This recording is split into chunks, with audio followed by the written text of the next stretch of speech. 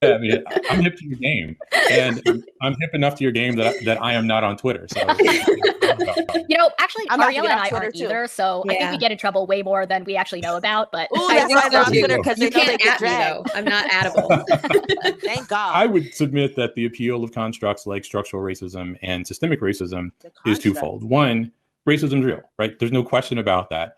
And you can say that if there's been one positive thing that's happened over the last few to several years, is that we've kind of moved beyond this silly bullshit post-racial framework, right? Mm-hmm. And I've said in print, and I'll say it everywhere I can, that I was not very high on President Obama in 2008. In fact, that I was. Barack Obama is Kenyan and white. His father was born in Kenya. He moved here to go to Harvard as a student. How many Black Americans do you know that were going to Harvard in like the 50s and 60s?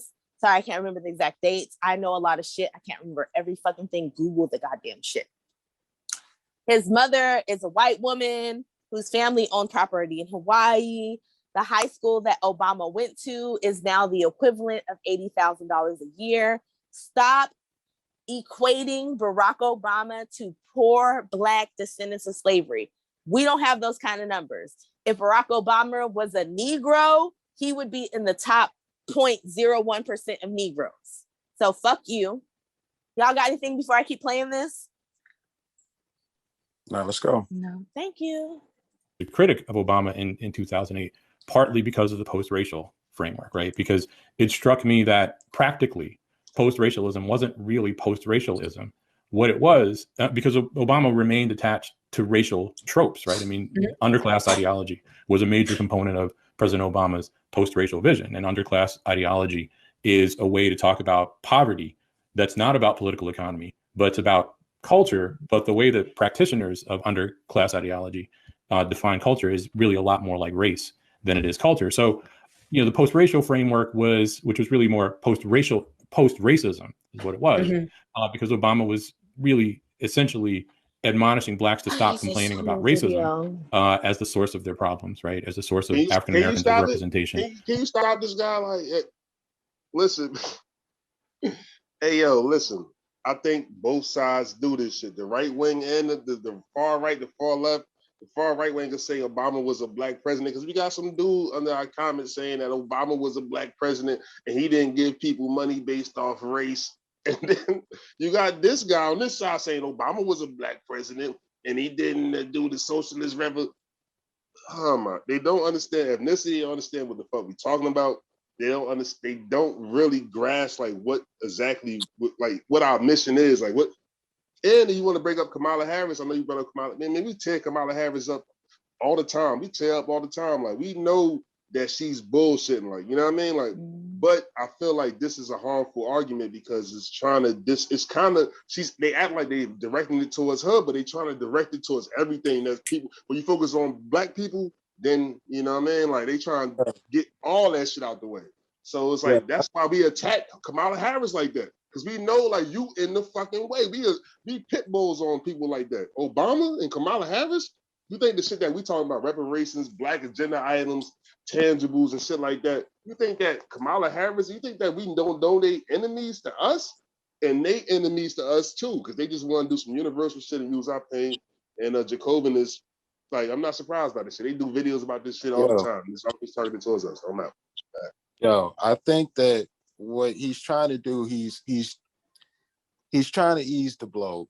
He's setting us up because he's saying things that I actually agree with right here, but we got to watch how he's going to twist it at the end. Definitely Barack Obama was a problem because they tried to make it seem like because of his election, all the racial shit is over. And Barack Obama came out talking shit to Black people about how we just need to take personal responsibility. We just work harder. We need to stop complaining about racism. He did all of that shit. He's not lying. But the way that we would attack this is saying, okay, Barack Obama was a problem, and we need to stop being caught up as far as like our politicians just having black skin, and we actually need to get something like tangible out of all of this. What he's going to do is try to undermine the whole concept of systematic racism, but we got to watch how he does this. Already killed this shit. You basically put these fucking leftists who are fucking Candace Owens of the left, and they make arguments that Black Americans who are everyday Negroes who are struggling in their fucking day-to-day life that are not fucking making. The only people that are making dumbass arguments like this motherfucker are the Fred Hampton leftists and fucking academics. If you talk to Negroes on the day-to-day, they're not talking about this shit. Anybody else? And I can speak to the academic part. What I'm doing in academia as a future doctor is I'm changing this whole concept of academia, of academics being in the ivory tower and staying there. What I'm doing as an academic is making sure we take what we have in the ivory tower and give it to the everyday people, you know, because I come from the streets and I come from the ivory tower, and both need to merge, you know. So a lot of people getting upset and scared about it, but it is what it is. It needs to change. And the more you get people connected to academia who are laymen, the less this boring this will be. Because homeboy is boring as fuck. Like, I can't. You see, I had to speed up his words, and I want to go faster, but I know people won't understand him. But I had to listen to this at double speed so I could get through it, and I still had answers for all of his arguments. Anybody else before I go? Because I skipped the rest of that one because I'm bored with him. We need to get to the meat. So I'm here for it. Anybody else? Yo, the last piece though, we have to like talk about that last piece, because the last piece of that, I know you're gonna put the full video in, but the last piece of that, what he does is basically say. So I guess I. Go ahead. I'm listening. What he does is basically say systematic racism does not exist. The only type of racism that exists is individual racism. Oh no. And that's why we don't need to focus on like race and policy, because there's no such thing as systematic racism. No. Okay, I'm gonna play the last 2 minutes of this video. Nobody talk. So when y'all be like, why aren't y'all on camera? Because sometimes I want to cry, and I don't want y'all to see me cry as a grown-ass woman on camera. No, it's man. Okay, say it. I cry all the time. Say, you know damn well I cry. I'm crying right now. No man wants to see a grown-ass woman just break down in tears watching fuck shit. Y'all killed my spirit and my soul. I'm gonna play this. Let's not talk. We're gonna play this whole last 2 minutes of this video. Dear white Jesus. Papa Legba, please get me through this. When my third grade teacher told me that Black people can't be racist because racism is power plus prejudice, but then I went home and my dad told me that was stupid, right? So, and that was kind of perplexing. Asshole. But anyway, that framework, racism is power plus prejudice, is a take on the social constructiveness of race. And the social constructiveness of race is right? Race isn't a biological category. It is a social category that functions essentially to designate where people are in the political economy or in the social hierarchy, right? That's what the social constructiveness of race basically means. But the power plus privilege take on what racism is, that is an offshoot of the social constructiveness of race, is problematic. First, because it takes race for granted, right? It sidesteps what race is, which is an ideological framework, right? Or a set of ideological attachments, right? Racism would be, I would argue, the belief in biological races. Well, power plus prejudice doesn't even touch what that is, because it takes race for granted. Oh my God. So you have that problem, which sets the stage for essentializing race. But the other thing is that practically, where the rubber meets the road, the power plus prejudice definition of what racism is really is an Hey, Sam, stop individualist it, sis. Dr. framework. J want to And I'm go. going to funnel this right into structural racism. What's appealing about structural racism, at least one of the things that's appealing, besides the fact that for some, it represents an acknowledgement of the realness of racism, and that's not a bad thing, that's a good thing. But the reason that corporations like it, let's say, and their HR shills like it, is ironically, there's nothing structural about racism as they define it. Jay, go. Jay, go. I hate you so much right now. Go ahead, Jay. No, I don't have nothing. I'm just Anybody I'm else? good. Anybody else? Anybody else? Because I'll go after y'all. Anybody else? Yeah. Please, Did you please. see? Did you see how he just came up with his own definition for racism? Like if you think that race is a thing, then you're a racist in his mind. It's not this belief that you believe in a superior race or something like that, or the inferiority of other races, which is the textbook definition. He just comes up with this definition that he pulls out of his ass. Therefore, he can dismiss anyone with the way he views this whole thing. But like, yeah, I mean, I think that it's insane, like the mental gymnastics he's doing right now to try to make this shit seem like a logical argument. John D. Yeah, no, I have my book next to me that whenever people try to deny structural racism, I think I showed it on the last show. It's called The Origins of the Urban Crisis, Race and Inequality in Post-War Detroit. It's one book about just Detroit. And it's like, even these guys that do the class reductionism, even within the classes, they're racist. So like as he was ranting about the structural racism, I just turned into the sign that says, the "We want white tenants in our white community." And next over here, this is a middle class, Black family that was working in the factory in 1942. And the subtitle says that, the waiting list in Detroit were just exceptionally long. And these were structural racist policies. And because of that, this was after there was a riot. After this housing complex was built in 1942, it was the Sojourner Truth riot. The Detroit Housing Commission, in order to fix that, to as one of the solutions to the riot, they mandated the continuation of racial segregation in the public housing projects. But they said this is a progressive policy. They didn't say like, we're doing this as a racist policy. They said this is a progressive policy. Just like, when they kicked the indigenous people, like the Trail of Tears. Oh, we're doing this to protect them. Woodrow Wilson, we're segregating to protect them. So they're not saying that it's racist, but this is the Detroit. I just love having this book because it's one town, like one big city that has all the systemic racist policies. And I don't know how someone like that could get around just the cold hard facts. And I don't know why, because this is just like one family, like one picture. So I was just ruffling through the book as he was going through the speech. And I don't know. I think I have the data on my side. I'm not an expert on this, but I try, and I don't know what kind of data he's pulling. I haven't heard any data we've 10 minutes of video. The only point that he's made, I think that Mudd agreed with as well, is whenever he's like qualifying his statements, he starts talking about racism and post-racialism. He starts making some good points, but besides that, I don't know where he's going to pull data from at this point. So that's the only thing I had to say. So I want to jump in here. Are you okay? Or did you have more? Sorry, because I'm bad at cutting people off. Okay, thank you. So I want to jump in here. They never use data. That's how they fuck us. Later on, he talks about 800,000, but we'll ding him there. So that's the frustration. Like, it's just like, oh, well, structural racism.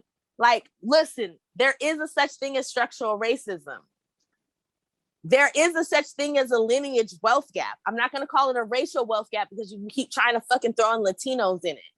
There's a such thing as a lineage wealth gap. The people who descend from slaves have less wealth than the people who came after them, including white people. That is a problem.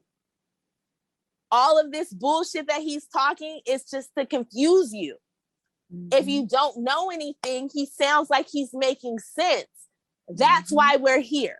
Somebody literally was like, all you do is attack people and that does nothing. No, We break down the arguments that people who are supposed to be smart are saying. And then from there, we break it down so you can understand that they are fucking turning against you.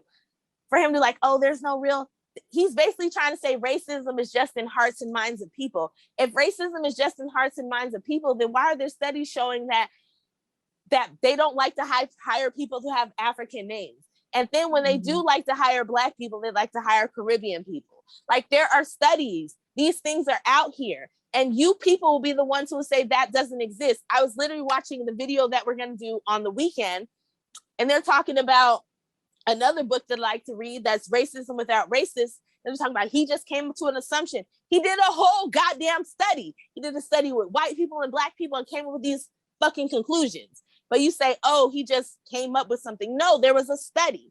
I find it funny that people ignore scholarship and studies when it's not something that they like. Adolph Reed is a fucking problem, and Toure Reed Jr. is a fucking problem. And as we go through this video, we will break it down more, but that's where I'm at. Anybody else before we keep going through this goddamn video? Hey, I just wanted to say a quick correction. You said African names, you mean Black American names, right? No, well, no, it's all of it, right? Let's say African, Black American, if it's urban, right? Because if you have like last names though, right? Because we'll have an African ass first name and then have an American ass last name. And that's where we get caught, right? So it's both.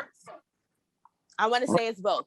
But I think the study was more, I think the study was more specific to like Black names, you know, like DeMarcus, all that type of stuff. Oh. So, and listen, so I respect Black men and I will take the correction. So if Mud's saying it was more Black American names, fuck you. Sorry.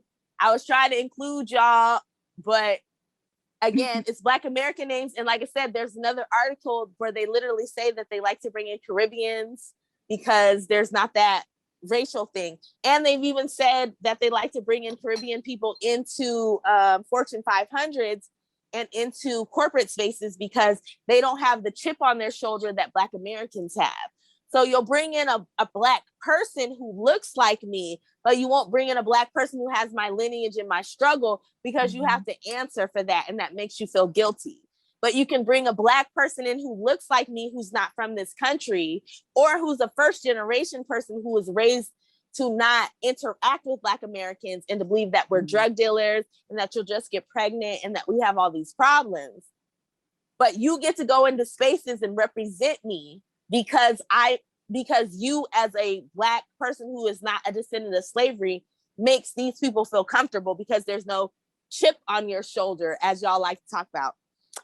You know, Black Americans have a chip on our shoulder. Yeah, it's called slavery, Jim Crow, the Nader period, mass incarceration, lynchings, fucking the shit that they did to us with the bank loans. Like, I can go on forever. Like, it's not a chip on our shoulder. It's people keep fucking with us.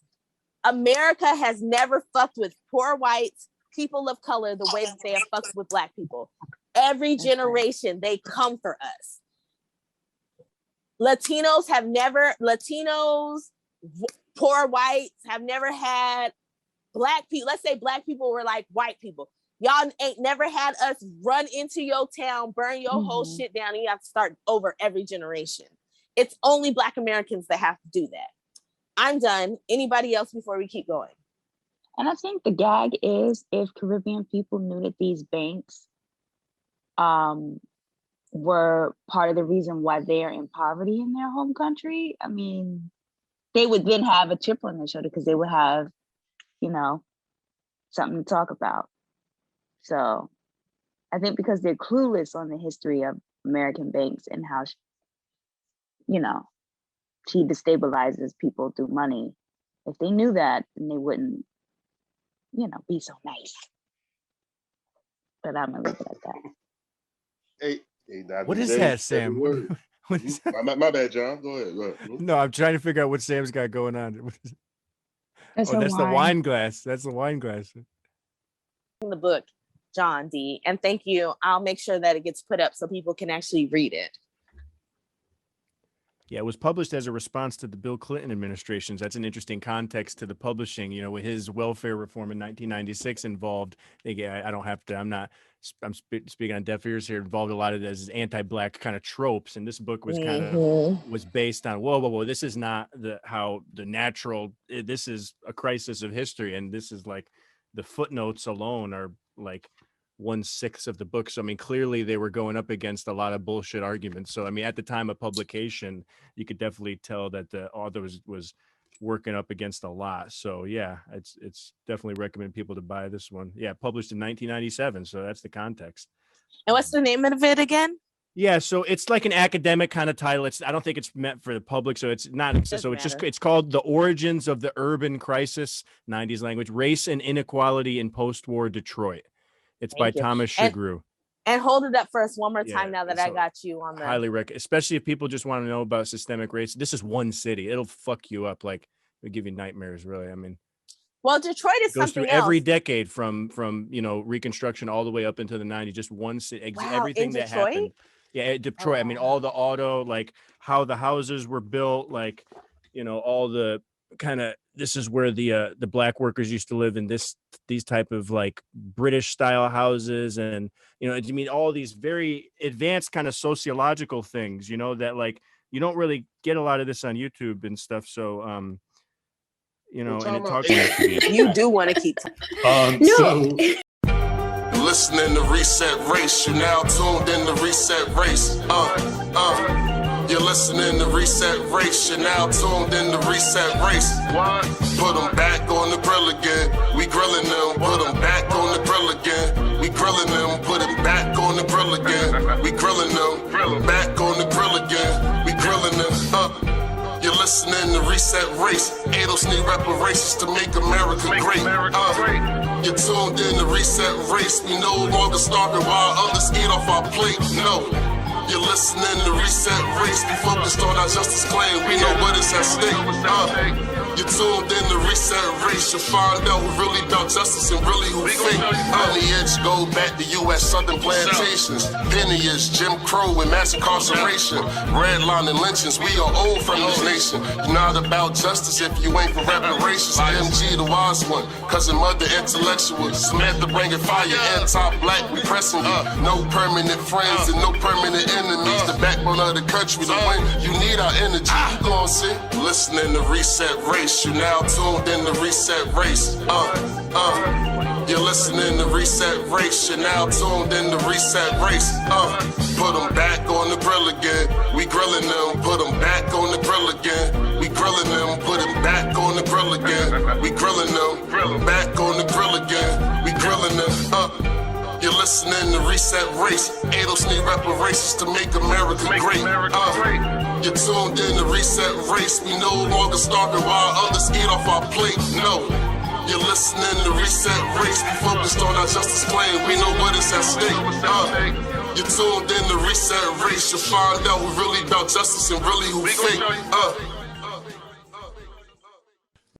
Until you do right by me, everything you think about is gonna crumble.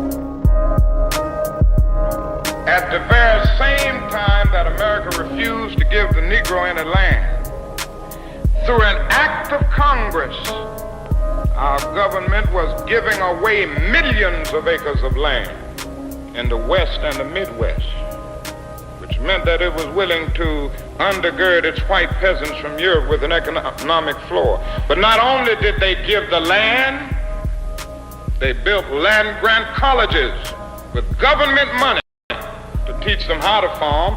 Not only that, they provided county agents further their expertise in farming. Not only that, they provided low interest rates in order that they could mechanize their farms. Not only that, today, many of these people are receiving millions of dollars in federal subsidies not to farm, and they are the very people telling the black man that he ought to lift himself by his own bootstraps. And this is what we are faced with, and this is the reality. Now, when we come to Washington in this campaign, we are coming to get our check.